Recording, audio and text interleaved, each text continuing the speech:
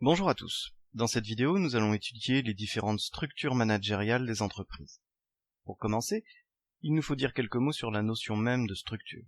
La structure, c'est le squelette de l'organisation, son ossature.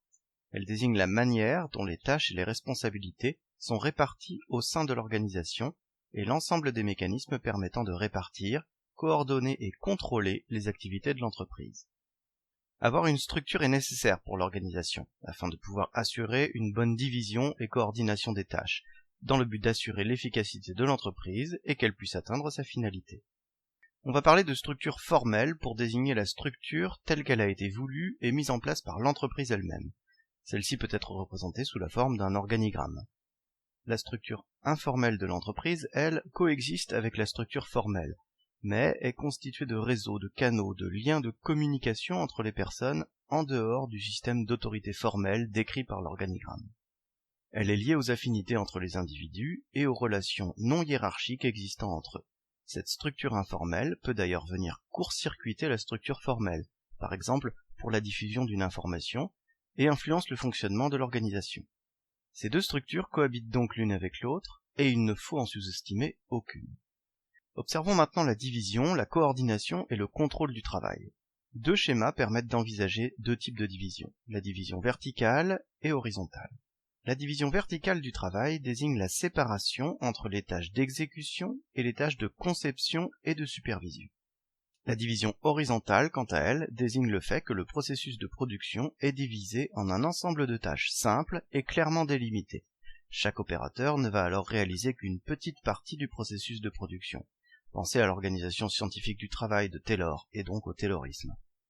Si nous voulons observer ce qu'on appelle la coordination du travail, il faut étudier les théories de Henry Mintzberg. La coordination des tâches, c'est tout simplement un ensemble de mécanismes destinés à assurer la coopération du personnel au sein d'une entreprise. Mintzberg schématise une entreprise grâce à ce dessin. On trouve en haut le sommet stratégique, c'est la direction la plus haute de l'entreprise. Au milieu, l'encadrement intermédiaire, ou middle management, c'est la hiérarchie composée de cadres chargés d'animer les équipes de travail. En bas, le centre opérationnel, c'est la base de toute l'organisation au sein de laquelle on trouve ceux qui effectuent le travail directement productif, les acheteurs, les assembleurs, les commerciaux, etc. À gauche, la technostructure.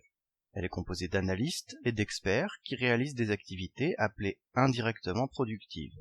Ce sont la plupart du temps des cadres fonctionnels.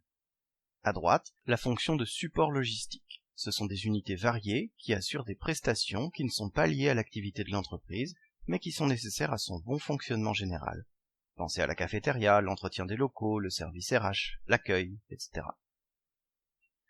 Maintenant que vous voyez de quoi est faite la structure de coordination selon Mintzberg, on va pouvoir se pencher sur les 5 mécanismes de coordination qu'il relève. Tout d'abord, l'ajustement mutuel. C'est la coordination des tâches par simple communication informelle, sans procédure officielle, par autocontrôle. Les opérationnels entre eux échangent l'information, les procédures et les objectifs. Ensuite, la supervision directe. Ici, une personne est responsable. Elle donne des instructions et contrôle le travail. Il s'agit d'un mode de coordination très hiérarchique. La standardisation des procédés, c'est la spécification du contenu des tâches. Elle consiste à dire aux opérateurs comment s'y prendre. Cette tâche de direction revient donc aux experts, à la technostructure. La standardisation des résultats, c'est la spécification du produit, des performances que l'on doit obtenir. Elle consiste à définir ce qui est attendu, en laissant une certaine latitude dans la façon d'y parvenir. Les experts fixent les objectifs et les opérationnels sont plutôt autonomes dans leur réalisation. La standardisation des qualifications pour terminer. C'est la coordination par les savoirs, les compétences des opérateurs. Ils ont un savoir-faire, une connaissance de leur métier, et cela leur permet de déterminer ce qu'ils doivent faire et comment s'y prendre. En somme, une forme d'autodétermination. Après avoir établi les différentes divisions du travail et les différents mécanismes de coordination, attardons-nous quelques instants sur ce qu'on appelle les facteurs de contingence. Pour Lawrence et Lorch, à l'origine de la théorie de la contingence, il n'y a pas une seule meilleure manière d'organiser une entreprise, d'être un leader d'entreprise ou de prendre des décisions. Un modèle organisationnel peut être efficace dans certaines situations et ne pas l'être dans d'autres circonstances. En d'autres termes, le modèle optimal d'organisation dépend de diverses contraintes internes et externes. Ces contraintes, ce sont les facteurs de contingence. Par exemple, la taille de l'organisation, comment la société s'adapte à son environnement, ou les différences parmi des ressources et les activités de l'exploitation, ou encore les technologies utilisées. Les structures organisationnelles que choisissent les dirigeants dépendent donc des caractéristiques de l'environnement dans lequel l'organisation évolue. On peut prendre l'exemple suivant. Dans un environnement stable, simple, ce sont les structures de type mécaniste, c'est-à-dire dotées de systèmes très centralisés de prise de décision qui peuvent être efficaces. Ces grandes entreprises sont celles qui se distinguent par leur lourdeur, leur longue ligne hiérarchique, leur rigidité. Il s'agit encore d'un modèle de référence pour les grandes entreprises de type taylorien ou fordien qui sont marquées par leur haut niveau de spécialisation du travail, les grandes entreprises industrielles par exemple. À l'inverse, dans un environnement complexe et instable, on aura besoin d'une structure adaptable, souple, décentralisée. On les appelle souvent des structures organiques.